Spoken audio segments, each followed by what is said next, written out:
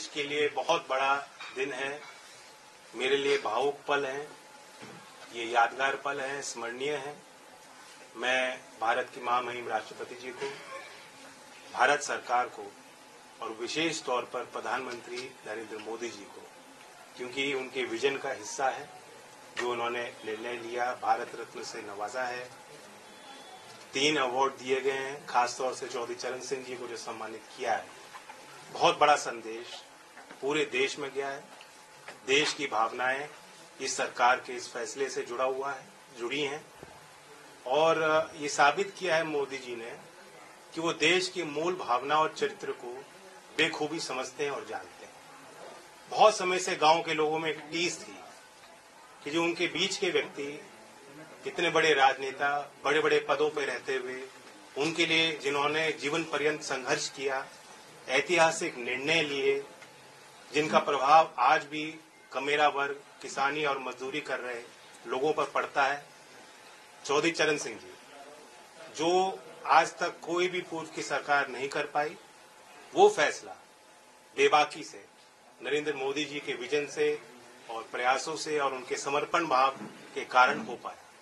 तो मैं फिर कोटि कोटि धन्यवाद देता हूं, आभार व्यक्त करता हूं। जो आज मुख्यधारा में लोग नहीं हैं, उनकी हिम्मत बढ़ाने का फैसला आज भारत सरकार ने लिया है। पूरे देश में सभी चौधरी साहब को मानने वाले लोगों के लिए खुशी की पल है। मैं चौधरी अजीत सिंह जी को भी याद करता हूं, ये उनका सपना था और इसलिए मैं कहता हूं दिल से मोदी जी को विशेष तौर से धन्यवाद और आभार कि आपने आज चौधरी अजीत सिंह जी का अधूरा सपना पूरा किया।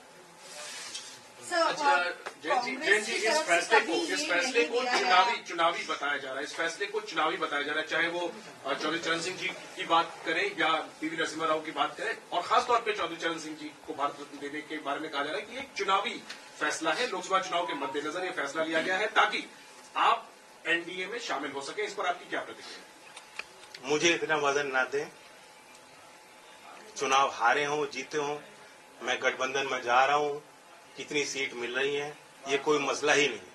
आज को वो फैसला लिया गया है जो पीढ़ी दर पीढ़ी याद रहेगा। चौधरी चरण सिंह के वैचारिक दृष्टिकोण को, उनके संघर्षों को, उनके किए गए कार्यों को हमेशा जिंदा रखने वाला फैसला है।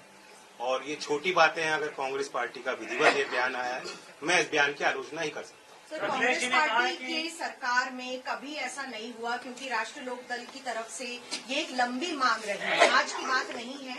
और क्या आपको लग रहा है कि इस वक्त आप जिस तरीके से भारतीय जनता पार्टी या जो शीर्ष नेतृत्व है उसको आप थैंक यू बोल भी रहे हैं, क्या पहली जो सरकारें थी उनमें ये किसान के प्रति इतना संभाव नहीं था कि वो दे सकते थे उनको? देखिए, सीमित लोगों के इर्द गिर्द भारत की सत्ता रही है। कुछ ही लोगों के जो मुख्यधारा में रहे, हमेशा से उन्हीं के हाथ में फैसले लिए गए हैं, उन्हीं के माध्यम से फैसले लिए गए हैं और अब एक नए भारत में ये सारी चीज बदलती दिख रही है। सर, अखिलेश जी ने कहा है कि चौधरी साहब को भारत रत्न देने की मांग सबसे पहले समाजवादी पार्टी ने की है। देखिए, पहले की मैं उनका भी स्वागत करता हूं, जिन ने समर्थन किया, जो इस फैसले के साथ हैं और जो चौधरी साहब के लंबी यात्रा में, जीवन यात्रा में उनके संघर्षों के साथ रहे, उन सबको बधाई देता हूं। ये अकेली कोई हमारी जीत नहीं है, सबकी जीत है और श्रेय सबको जाना चाहिए। कि अब आप भाजपा के साथ हाथ मिलाने के लिए तैयार हो, भाजपा के साथ हाथ मिला रहे हैं? देखिए, कोई कसर रहती है, आज मैं किस मुंह से इनकार करूं आपके सवाल। जो आपने बात पूछा कि कांग्रेस में पहले निर्णय नहीं लिया गया, मैं तो अंदर से जानता हूं कितनी बार चौधरी अजीत सिंह जी के मन में बात उठी, कितने बार उन्होंने प्रयास किए। बहुत मुश्किल से फिर एक बड़ा अच्छा कदम लिया गया था यूपीए 2 के टाइम के लखनऊ उस समय अमौसी एयरपोर्ट था, वहाँ चौधरी साहब की एक प्रतिमा, विशाल प्रतिमा लगाई गई और उसका नाम बदला गया, चौधरी चरण सिंह जी के नाम से आज वो एयरपोर्ट है। मैं जानता हूँ कितने गदगद हुए थे चौधरी अजीत सिंह जी उस फैसले से। आज अगर चौधरी अजीत सिंह जी जिंदा होते, कितने प्रसन्न होते, ये मैं अच्छी तरह समझ सकता हूँ। तो मतलब ये जैन जी ये मान लें कि आप भारतीय जनता पार्टी के साथ उनके शर्तों के अनुसार उनको ज्वाइन करेंगे और फिर आप यूपी में चुनाव? देखिए, आज कोई शर्त और सीट और चुनाव की बात करना आज के दिन के महत्व को छोटा करना होगा। ये दिन, ये पल बार बार नहीं आते और इस जश्न में सब लोग शामिल हैं। बीजेपी से सर दूरियां कम हो गई है, इस बात को मान लें हम लोग? जब मैं इतनी बड़ी बधाई दे रहा हूँ, प्रधानमंत्री जी ने आज वो फैसला लिया जो साबित करता है कि देश के मूल भावना और चरित्र को समझते हैं। चौधरी चरण सिंह जी के हर एक अनुयायी के दिल को जीतने का काम आज मोदी जी ने किया है। सर, आपका एक चवन्नी वाला जो बयान था बहुत सोशल मीडिया पे वायरल हुआ और जगह जगह लोगों ने उसको देखा, आज आप उसको कैसे देखते हैं? मैं अपनी एक भी ट्वीट डिलीट नहीं करूंगा। जिस समय पे मेरी भावना होती है उस अनुरूप परिस्थितियों के अनुरूप अपनी बात रखता हूं। और मैं कहता हूं राजनीति में जो विपक्ष बात कहता है उसे भूल जाना चाहिए, जो सरकार बात रखती है उसे याद रखना चाहिए। सर, जब आप घोषणा कर चुके हैं कि आप एनडीए के साथ अब जा रहे हैं। नहीं, आज एनडीए की मैंने कोई घोषणा नहीं की है। मैं सिर्फ नहीं है। कसर तो कोई कसर रह गई है, बताओ। इतना बड़ा फैसला लिया हो, ऐसे में अगर आप सीटों के बारे में भी चर्चा कर लेते हैं। मैं कहा सीटों की कोई बात ना मैं आपके साथ करूंगा, ना मैं किसी प्रधानमंत्री या सरकार में शामिल लोगों के साथ बैठ के करूंगा, बीजेपी के किसी व्यक्ति के साथ नहीं करूंगा। आज तो मैं उनको धन्यवाद देता हूँ। बता सके कि एक सवाल, ये वाकई में आज बहुत बड़ा दिन है आपके लिए और किसान समाज के लिए, खासतौर पर पश्चिमी उत्तर प्रदेश की बात करें, जिस तरीके से चौधरी चरण सिंह जी को भारत रत्न मिला है, लेकिन क्या इससे अग्निवीर का मुद्दा खत्म हो जाता है?